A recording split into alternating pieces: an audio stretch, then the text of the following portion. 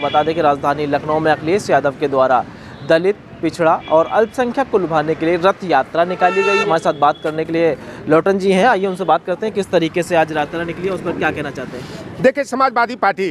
अनुसूचित जाति प्रकोष्ठ के राष्ट्रीय अध्यक्ष राहुल भारती के नेतृत्व में जो है कि समाजवादी पीडीए यात्रा संविधान, लोकतंत्र को बचाने, देश को बचाने के मुद्दे पर जो है कि निकली है। और इस यात्रा का उद्देश्य है कि जो हमारे बहुजन वर्ग के लोग हैं, हमारे ओबीसी, एससी, एसटी, माइनॉरिटी के लोग हैं, भारतीय जनता पार्टी की जो जनविरोधी नीतियां हैं, भारतीय जनता पार्टी आरएसएस के इशारे पर जिस तरह से संविधान को, लोकतंत्र को कुचलने में जुटी हुई है और धर्म की हवा उड़ा करके जो है कि जनता के जो असल मुद्दे हैं, छात्र नौजवानों के हैं, बेरोजगारों के हैं, किसानों के हैं, उस मुद्दे से ध्यान हटाने के लिए भारतीय जनता पार्टी जिस तरह से छल कपट, झूठ फरेब की राजनीति को कर रही है, तो इस यात्रा का उद्देश्य है कि बहुजन वर्ग को जो है भाजपा की जनविरोधी, संविधान विरोधी और आरक्षण विरोधी नीतियों से जनता को अवगत कराना है। और उससे मतलब है भारतीय जनता पार्टी केवल जो है कि छद्म राष्ट्रवाद और छद्म हिंदुत्व के मुद्दे पर, मंदिर के मुद्दे पर, राम के मुद्दे पर जो है यह राजनीति करने का और जनता को गुमराह करने का काम करती है। और ऐसा लग रहा है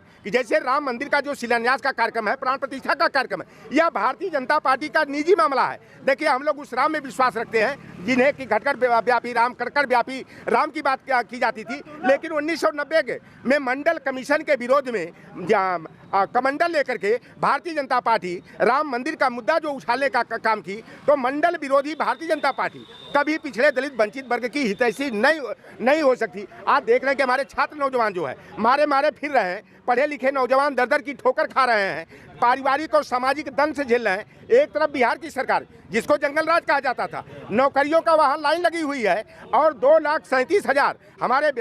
बच्चों को जो है वहाँ प्राइमरी से लेकर इंटर कॉलेज तक नियुक्ति पत्र दिया गया। 4,30,000 नियोजित शिक्षकों को राज्यकर्मी का दर्जा दिया गया। और उत्तर प्रदेश की सरकार दिवाली के दिन 22 लाख दिया जलाने का। अब तो देख रहे कि कितनी लंबी, 182 फुट लंबी जो है कि अगरबत्ती रहेगी, कई टन का दिया रहेगा, कितने कुंटल घी लगेंगे, कितने कुंटल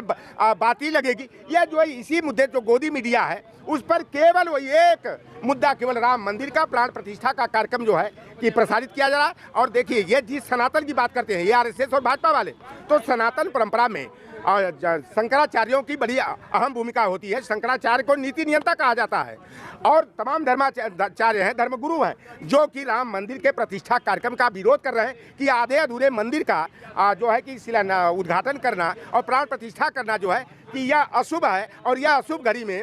उस मंदिर का उद्घाटन करना जो है, इसका प्रभाव जो है कि बहुत ही गलत जाएगा। लेकिन भारतीय जनता पार्टी 2024 के चुनाव में धर्म के मुद्दे पर जो है कि चुनावी समर में जाना चाहती है, लेकिन समाजवादी पार्टी अपने पीडीए फार्मूला के तहत और इंडिया गठबंधन जो है लोकतंत्र, संविधान को बचाने के मुद्दे पर जो है भारतीय जनता पार्टी से दो हाथ करेगा। और निश्चित रूप से 2024 के चुनाव में भारतीय जनता पार्टी की जो है धर्म के आधार पर की जाने वाली राजनीति की दाल नहीं गलेगी।